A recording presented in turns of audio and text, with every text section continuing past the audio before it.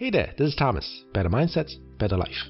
Last week, I got a huge support and feedback about the government benefits that I upload. You guys been asking great questions, especially on the CPP payouts, and I really do appreciate it. Thank you. So in today's video, I'm going to share rather if you should take Canada pension plan out early or later. I will look at it in 3 different angles and then share my thoughts on when should we apply for the CPP. Let's jump into it. Canada Pension Plan, known as a CPP, is a pension benefit backed by the Canadian government to provide a steady income for Canadians' retirement. You can only receive payments if you have worked and made contribution to the plan. The amount you receive depends on how much and how long you contributed. In 2020, the maximum CPP benefits is $11,075. The standard age to start taking CPP is at age 65. But you have the flexibility to withdraw as early as at age 60. You will get 36% less compared getting at age 65. Vice versa, you get 42% more if you delay the benefits to age 70. So the question is, should I take CPP early at age 60, wait until the standard age 65 years, or defer the CPP benefits until I'm 70 years old? The first thing to consider is, how urgent do you need the CPP benefits? If you're in your 60s, still having a mortgage or having some high credit card debt that you're trying to pay off, then maybe it's an advantage to take the CPP early. Because that 5 years of extra income would help paying your debts faster, so when you're officially retired, you have most of the debt paid off. Again, even though there's a reduction on the payouts when you're taking the pension plan early, but you're collecting 5 years longer. And here's a chart that you can compare. As you can see, the break-even age to take CPP out at age 60 is at 74. That means if you start withdrawing at 60 years old, you're still ahead of the game before you reach 74. And if you invest the money instead of spending it, you can even delay the break-even age. Statistics Canada shows the average life expectancy for male is at 80 years old, where female is at age 84. So your health, family traits, lifestyle are things to consider in the retirement. And what happened to your CPP when you're gone then? I will explain that in the later points. The second thing I will consider is the big picture of the entire retirement cash flow. What this means is, Canada Pension Plan is a source of income for retirement, but should not be the only source of retirement income. A well-planned Canadian should have money in a 3-pillar system, like a 3-leg stool where leg 1 is the personal savings such as RSP, tax-free saving, real estate.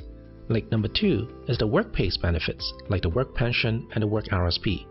The last leg is the government benefits such as the Canadian Pension Plan, OA Security, and the Guaranteed Income Supplements. The downside is most of them are considered as taxable income. After all years of hard working and saving, you might end up be paying even more tax than before without proper planning. And the taxable income might affect the OAS payout as well. A good retirement strategy should be able to fund your lifestyle without giving too much money back to the government. So getting the CPP early will have a better chance to avoid the OAS clawback and a better chance to get the GIS too if your total taxable income is low. But Thomas, won't I get taxed more if I'm working and collecting CPP at the same time?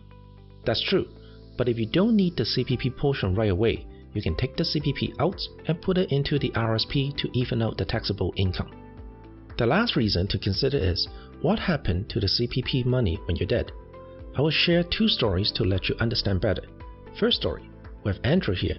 Andrew is single, he worked very hard for the past 40 years and recently retired. He's been collecting CPP since then. Fast forward 10 years later, he passed away.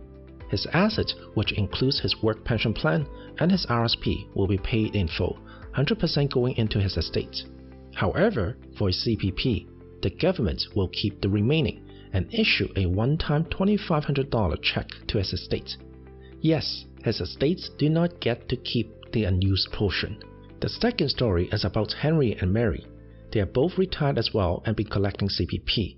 One day, Henry passes away. Mary will get a portion of Henry's CPP as a survivor benefit. Notice I use the word portion, meaning the survivor benefits can only receive 60% of the deceased person's CPP payouts, and it cannot be more than the CPP maximum payouts. In other words, if Mary is collecting the maximum CPP payouts already, she could not get any extra when Henry is gone.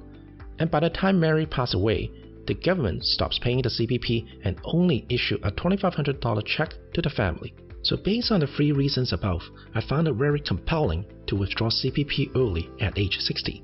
Spend it for your vacation when you're active, or save it for your future use. The idea is you can work hard and save hard into the plan.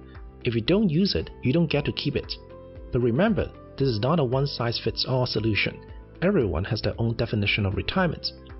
Like, will you be joining a golf club?